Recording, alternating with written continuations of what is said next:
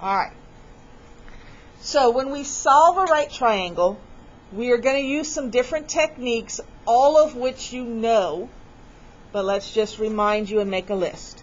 So the first thing you might use is back from geometry, the triangle sum theorem. That's the theorem that says the interior angles in a triangle add up to 180 degrees.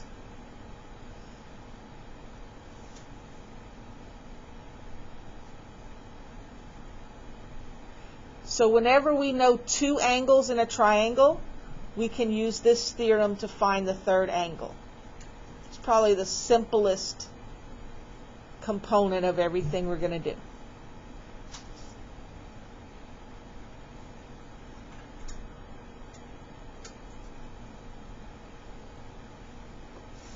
All right.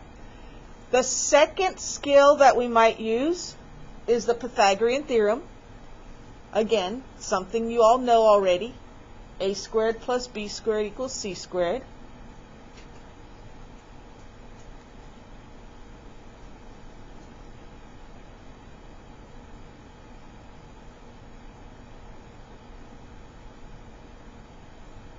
And then the third thing that we are going to use is trig ratios, sine, cosine, tangent, SOHCAHTOA.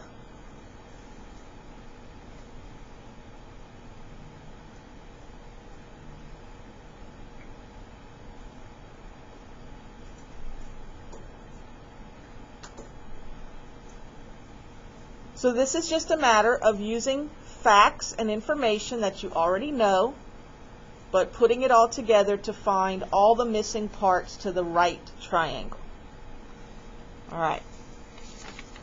So we're going to begin with these instructions. We want our answer to be in simplified rational form. We do not want to round. We're going to start with this triangle. All right, so let me give you a minute to draw that triangle in your journal.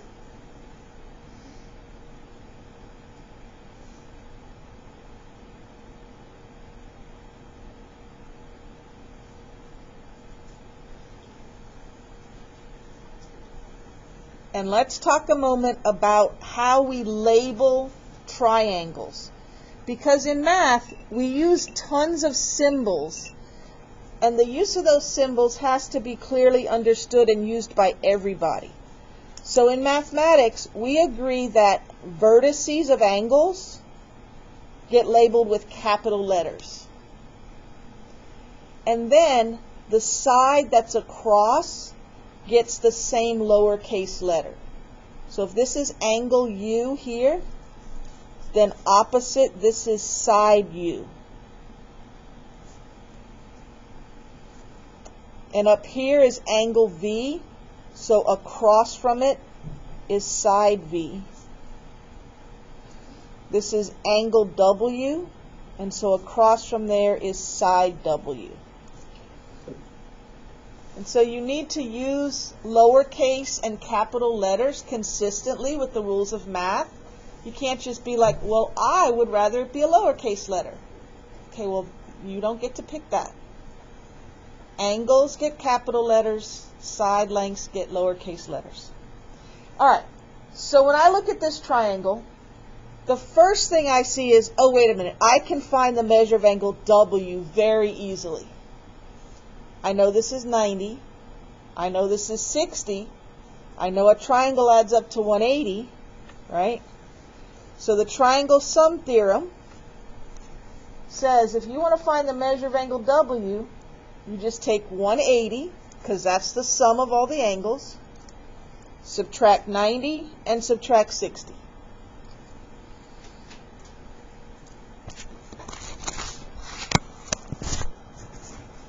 So the measure of angle W is 30 degrees.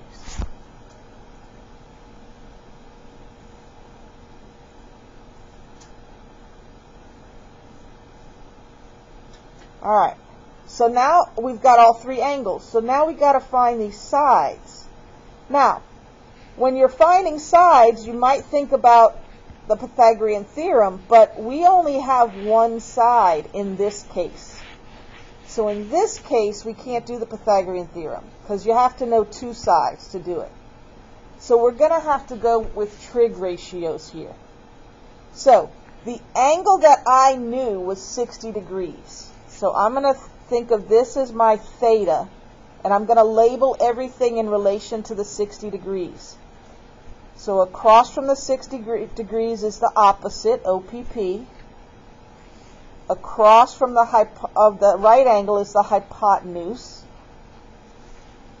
And then this side here that is helping to form the 60 degrees and is next to it, that's adjacent. Adjacent means next to. So if I wanted to find side V, I'd say, well, I'd know opposite, so that would be opposite and hypotenuse. So I think of SOHCAHTOA, opposite and hypotenuse has sine, right? So what I'm going to do here is, pull this up so you can see.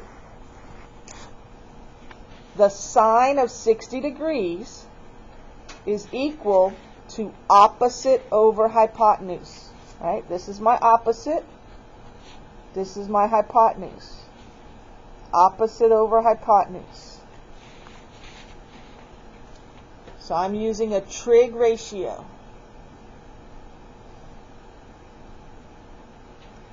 So that's how I set up my equation. Now I'm going to start to solve the equation. So keep in mind, when I'm solving an equation, I want to get the variable by itself.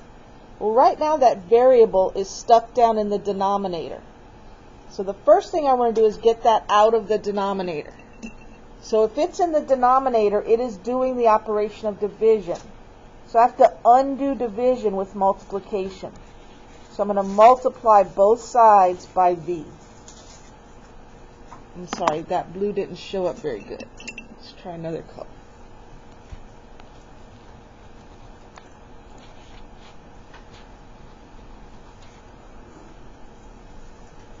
So when I multiply by V, multiplying by V and dividing by V comes out to 1. V divided by V is 1. So those V's divide out. And so now I'm going to have V sine 60 equals 7 square roots of 3.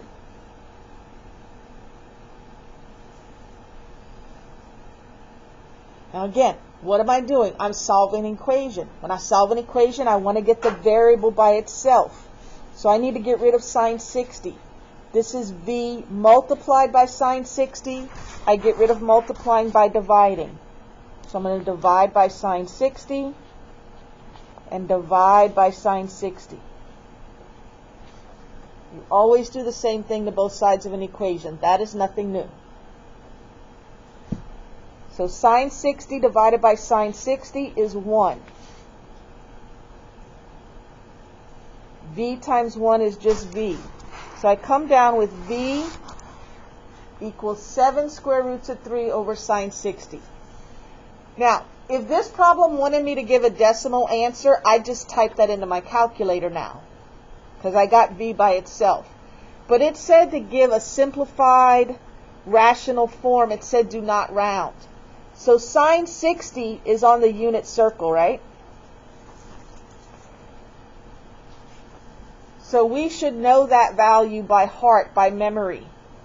So what is the sine of 60 degrees?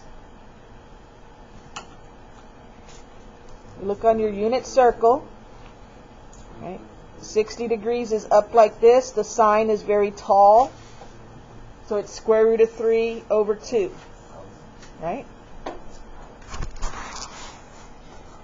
So now we have 7 square roots of 3 divided by the square root of 3 over 2. So again, that is coming from your unit circle knowledge. Sine of 60 degrees is square root of 3 over 2. You know that. If you forgot, look on a unit circle. You probably have like 10 in your notebook by now. Now we have a complex fraction. So we have to multiply by the reciprocal. So now I get 7 square roots of 3 times, and I take this denominator and do the reciprocal, flip it. And then the square root of 3 and the square root of 3 will divide out. And 7 times 2 will be 14.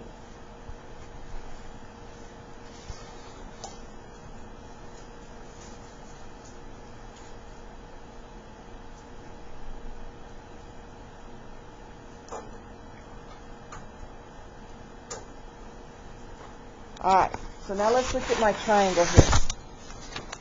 I figured out that W is 30 degrees.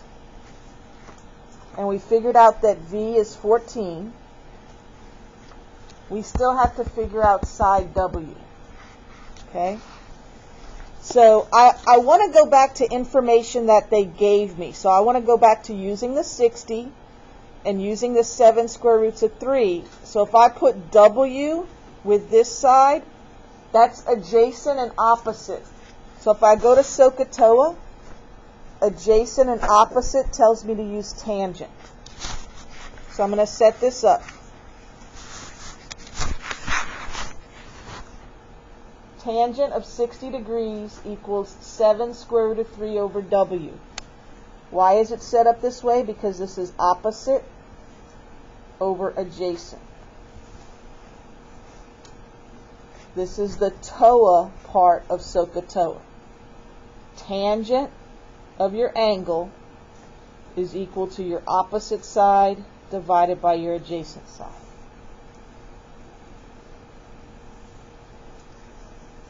Alright, now the steps are going to be pretty similar to the other one. We're going to multiply both sides by W. And when we do that, these W's are going to divide out. And I'm going to have W times the tangent of 60 degrees equals 7 square roots of 3. And then I'm going to have to divide both sides by the tangent of 60 degrees.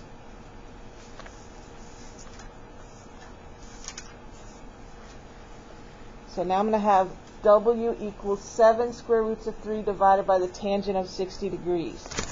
Now, tangent of 60 degrees I do not have memorized the same way that I have the sine and the cosine. So I'll have to do a little bit of division. So tangent is sine over cosine. So my sine is square root of 3 over 2. And my cosine is a half. So then that'd be square root of 3 over 2 times 2 over 1. So that's just square root of 3. So that's what tangent of 60 degrees is. So I have 7 square roots of 3 divided by the square root of 3. So W is 7.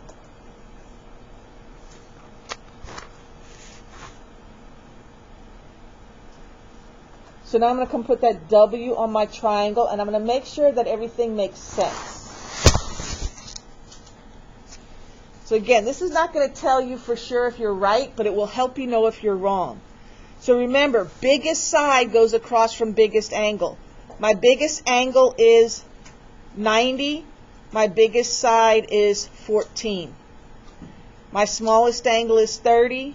My smallest side is 7. There's my 7 square roots of 3. Oh, wait a minute. Let me connect this back to something we learned. Isn't this a 30, 60, 90 triangle? Do you remember that in a 30, 60, 90 triangle, the short side doubled gives you the hypotenuse? Didn't that happen? And the short side times the square root of 3 gives you the long side. So if you had remembered that, that's something else you could have used here. But they're not always going to be 30, 60, 90s. But you can be on the lookout for that as a shortcut. All right, let's look at another one.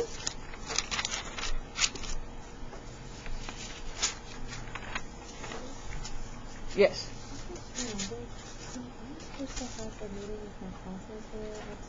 Okay. Go. I think you're just supposed to go. Okay. Alright, so let's look at this triangle. UVW. Right angle here. I got a 56 and a 56.